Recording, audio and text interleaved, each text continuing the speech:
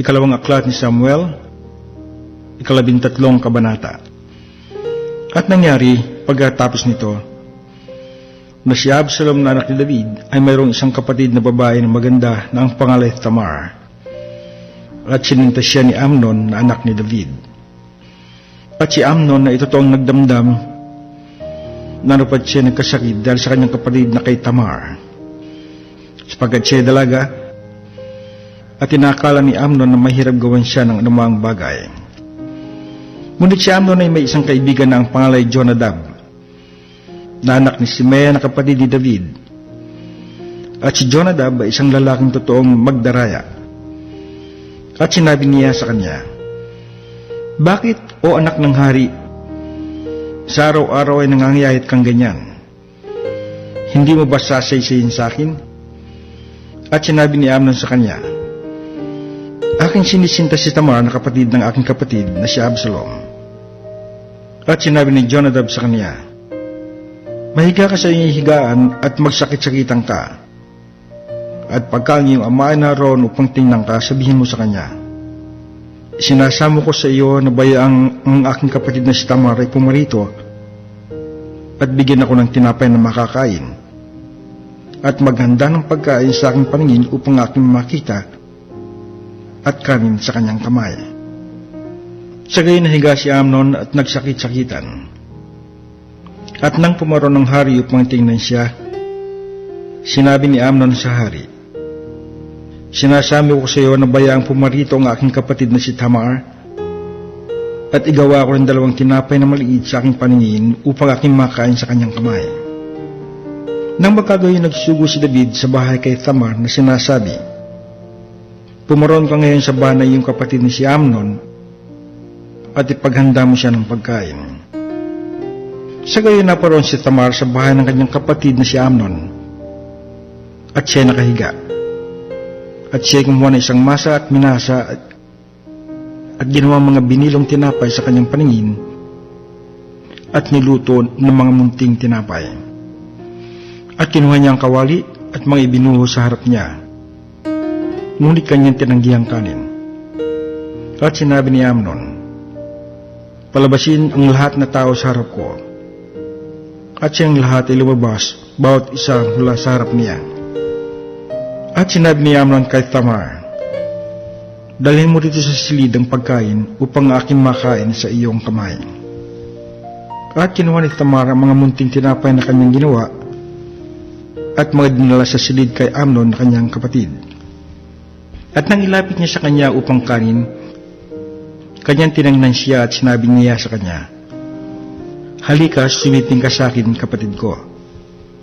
At sumagit siya sa kanya, "Huwag, kapatid ko, huwag mo akong dahasin, sapagkat hindi marapat gawin sa Israel ang ganyang bagay. Huwag kang gumawa ng ganitong kaululan. At ako, saan ko dadalhin ang aking hiya? At tungkol sa iyo, ikaw ay magiging gaya ng isa sa mga mangmang sa Israel. Ngayon nga, isinasamo ko sa iyo, magsalita ka sa hari sapagkat hindi ipagkakaita ko sa iyo." Gayumay hindi niya dininig ang kanyang tinig, kundi palibhas at siya malakas kaysa kanya. Ginahas niya siya at sumiping sa kanya. Nang magkagayoy, kinapuotan siya ni Amnon na may mahigpit na puot, sapagkat ang kapuotan na kanyang kinapuot sa kanya ay malaki kaysa pagsinta na kanyang isininta sa kanya. At sinabi ni Amnon sa kanya, "Pumangon ka, ikaw ay yumaon." At sinabi niya sa kanya, "Huwag ganyan, sapagkat itong malaking kasamaan sa pagpapalabas mo sa akin ay higit kaysa iba na iyong ginawa sa akin."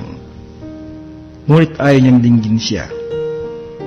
Nang magkagayoy, tinawag niya ang kanyang alipin na nag-aalaga sa kanya at sinabi, "Ilabas mong babaeng ito sa harap ko at itrangka mo ang pintuan pagkalabas niya."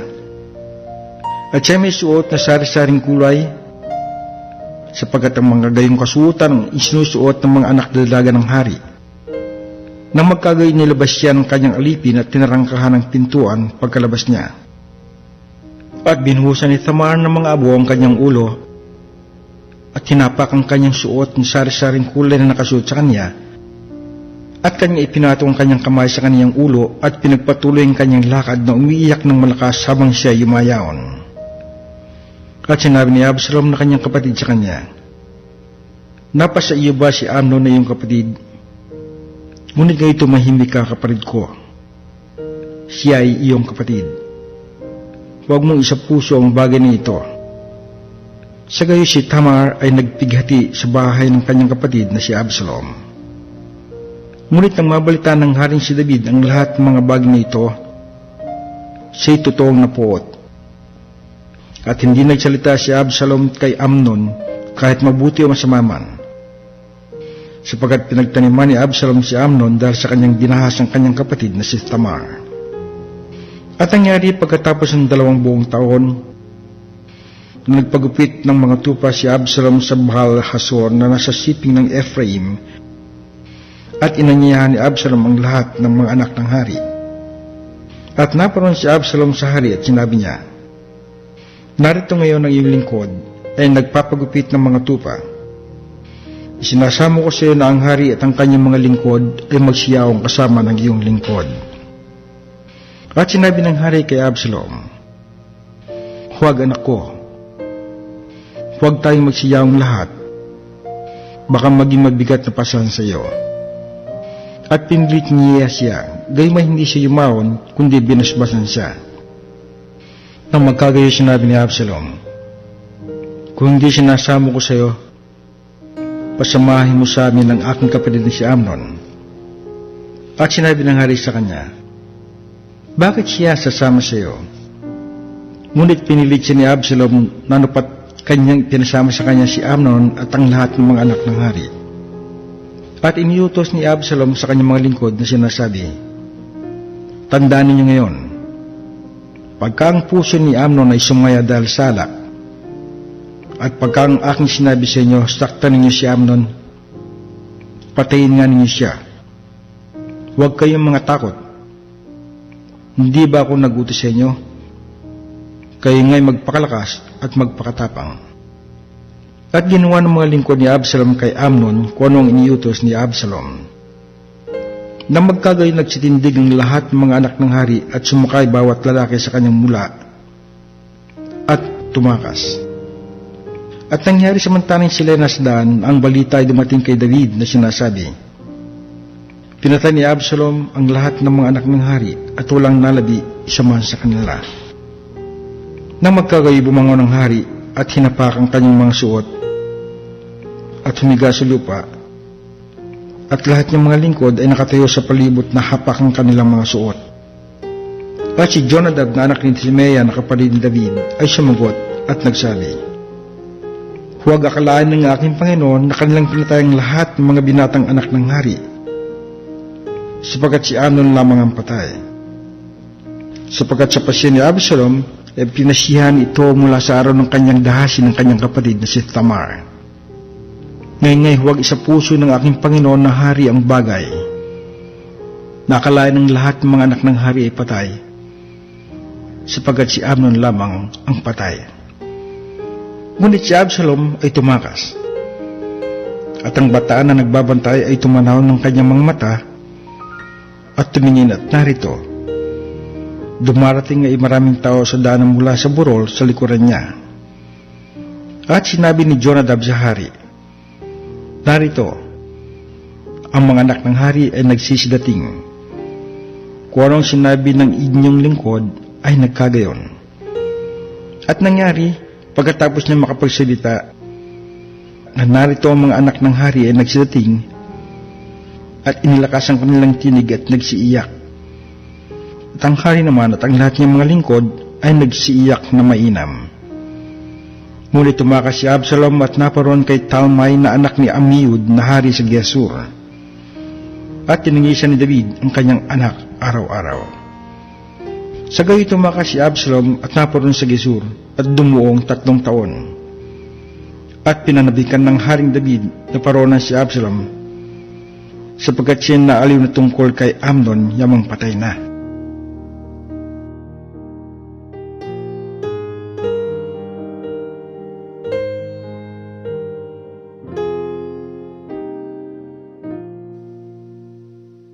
Ikalawang aklat ni Samuel, 14 na kabanata. Nahalata nga ni Joab na anak ni Sarvia na ang puso ng hari ay nahihilig kay Absalom. At nagsugo si Joab sa Tekoa at nagdala maroon ng isang pantas na babae at sinabi sa kanya, "Sinasamo ko sa iyong ikaw ay magpakunwari na tagapanaghoy at magluksa. At huwag kang magpahid ng langis, kundi ikaw ay magpakunwaring isang babae na mahabang panahon na tumatangis dahil sa isang namatay. At pasukin mo ang hari at magsalita ka ng ganitong paraan sa kanya." Sa gayo'y nilagay ni Joab ang mga salita sa kanyang bibig. At nang magsalita ang babae sa Tekoa sa hari, ay nagpatira pa sa lupa at nagbigay galang at nagsabi, "Tulungan mo ako, o hari." At sinabi ng hari sa kanya, "Anong mayroon ka?" At siya'y sumagot, "Sa katotohanan ako'y bao at ang aking asawa ay patay na. At ang iyong lingkod ay may 2 anak at silang 2 ay nag-away sa parang at walang maghiwalay sa kanila, kundi sinakta ng isa ang isa at pinatay siya. At narito, ang buong angkan ay bumangon laban sa iyong lingkod at sila ay nagsabi, ibigay mo siya na sumakit sa kanyang kapatid upang siya mapatay namin dahil sa buhay ng kanyang kapatid na kanyang pinatay. At sa gayo'y iwasak namin ang tagapagmana naman. Ganito nila papatayin ang aking baga na nalabi. At walang iiwan sa aking asawa kahit pangalan o anumang labi sa balat ng lupa." At sinabi ng hari sa babae, "Umuwi ka sa iyong bahay at ako'y magbibilin tungkol sa iyo." At ang babae sa Tekoa ay nagsabi sa hari, "Panginoon ko, o hari, ang kasamaan ay sumakinawa at isang bahayan ng aking ama. At ang hari at ang kanyang luklukan ay mawala nawa ng sala." At sinabi ng hari, "Sinong magsabi sa iyo ng anuman, dalhin mo sa akin at hindi ka na niya gagalawin pa." Nang magkagayoy sinabi niya, "Sinasamo ko sa iyo na alalahanin ng hari ang Panginoon mong Diyos, na huwag patayin ng magpanghiganti sa dugo kailanman. Baka kanilang ibuwalang aking anak." At kanyang sinabi, "Buhay ang Panginoon, walang buhok ng iyong anak na mahuhulog sa lupa." Nang magkagayoy sinabi ng babae, "Pahintulutan mo ang iyong lingkod, sinasamo ko sa iyo na magsalita ng isang salita sa aking Panginoon na hari." At kanyang sinabi, "Sabihin mo." At sinabi ng babae, "Bakit nga iyong inakala ang gayong bagay laban sa bayan ng Diyos? Sapagkat sa pagsalita ng ganitong salita ay parang may sala ang hari, dangang hindi pinabalik ng hari ang kanyang sariling tinapon. Sapagkat tayo mamamatay na walang pagsala at gaya ng tubig na mabubuhos sa lupa na hindi mapupulot uli. Ni nag-aalis man ang Diyos ng buhay, kundi humahanap ng paraan na siya na itinapon ay huwag mamalagi na tapon sa kanya. Ngayon ngay kung kahit ako'y naparito pang salitain ang salitang ito sa aking Panginoon na hari, ay sapagkat tinakot ako ng bayan at sinabi ng iyong lingkod, ako'y magsasalita sa hari. Marahil ay gagawin ng hari ang kahilingan ng kanyang lingkod. Sapagkat didingin ng hari upang iligtas ang kanyang lingkod sa kamay ng lalaki na nag-iibig magbuwal sa akin at sa aking anak na magkasama sa mana ng Diyos. Nang magkagayoy, sinabi ng iyong lingkod, sinasamo ko sa iyo ng salita ng aking Panginoon na hari ay sa ikaaliw. Sapagkat kung paano ang anghel ng Diyos ay gayon ng aking Panginoon na hari na magdili-dili ng mabuti at masama. At ang Panginoong iyong Diyos ay sumayunawa. Nang magkagayoy sumagot ang hari at nagsabi sa babae, huwag mo ikubli sa akin, sinasamo ko sa iyo ang anuman na aking itatanong sa iyo. At sinabi ng babae, magsalita nga ang aking Panginoon na hari. At sinabi ng hari, sumasa iyo ba ang kamay ni Joab sa bagay na ito? At sumagot ang babae at nagsabi, buhay ang iyong kaluluwa, Panginoon ko na hari. Walang makaliliko sa kanan o sa kaliwa sa anuman na sinalita ng aking Panginoon na hari. sapagkat ang iyong lingkod na si Joab ay siyang nag-utos sa akin at siyang naglagay ng lahat ng mga salitang ito sa bibig ng iyong lingkod. Upang baguhin ang anyo ng bagay, ay ginawa ng iyong lingkod na si Joab ang bagay na ito. At kung ang aking Panginoon ay pantas ayon sa karunungan ng anghel ng Diyos, na makaalam ng lahat ng mga bagay na nasa lupa. At sinabi ng hari kay Joab, narito, ngayon, aking ginawa ang bagay nito. Yumaon ka nga, dalhin mo rito uli ang binatang si Absalom. At nagpatira pa si Joab sa lupa at nagbigay galang. At binasbasa ng hari at sinabi ni Joab, ngayon talastas ng iyong lingkod na ako'y nakasumpong ng biyaya sa iyong paningin, Panginoon ko.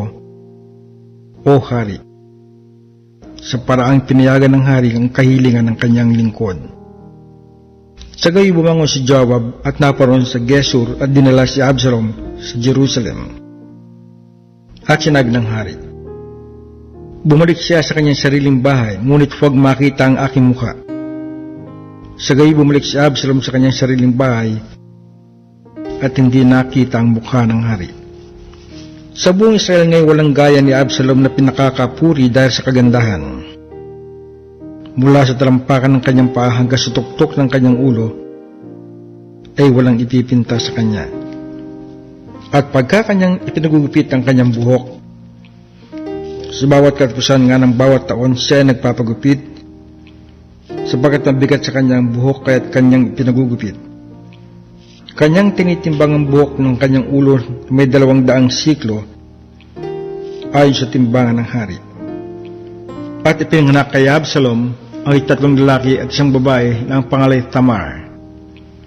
Siya isang babae na may magandang mukha. At tumahan si Absalom na 2 buong taon sa Jerusalem at hindi niya nakita ang mukha ng hari. Nang magkagayon pinasuguan ni Absalom si Joab upang suguin sa hari.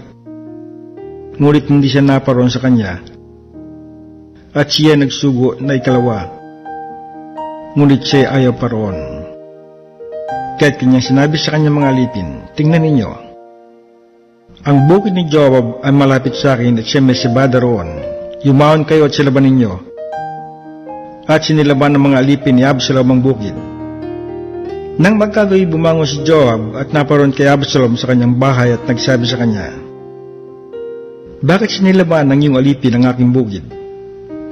At sinagot niya Absalom si Joab, narito, ako nagpasugo sa iyo na nagpasabi, parito ka upang aking masugo ka sa hari na magsabi, sa anong kapararakan naparoon ako mula sa Gesur? Lalong mabuti sa akin na tumigil doon. Ngayon ipakita mo sa akin ang mukha ng hari at kung may kasamaan sa akin, patayin niya ako. Sa gayon naparoon si Joab sa hari at sinaysay sa kanya. At ng kanyang mga tawag na si Absalom, siya ay naparoon sa hari at nagpatira pa sa lupa sa harap ng hari at hinagkan ng hari si Absalom.